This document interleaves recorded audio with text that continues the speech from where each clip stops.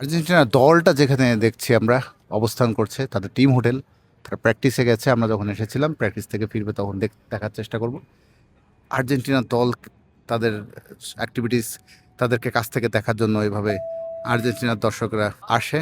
দেখতে পাচ্ছি আর্জেন্টিনার অনেক ফ্যান, তারা এসেছে আর্জেন্টিনার দলকে একটু দেখবে বলে।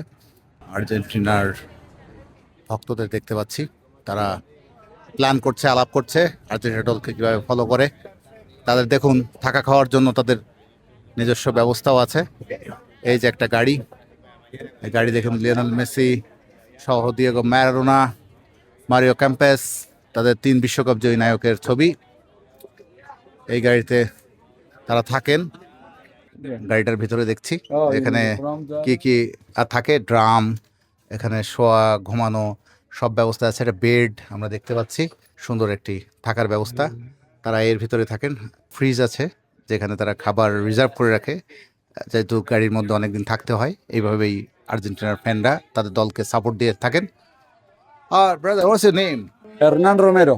ওকে, you drive this car? Yeah, I'm driving like New York to Kansas City. Okay. And you roaming in all over the All the world, yes. All the World Cup, yes. Full World Cup. Yes. And you rented this car? I'm a renter, yeah, I'm a renter. Okay. How many people are you? Seven. Yes. 7 জন মানুষ তারা ভাড়া নিয়েছে এই গাড়িটা।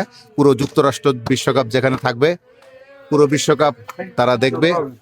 How many beds here? Seven. 7 beds. 7 beds.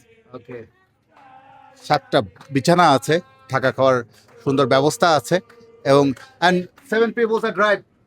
No, only, I'm driver. But Only you driver? Yeah, only me. ওকে, এর মধ্যে একজন চালক।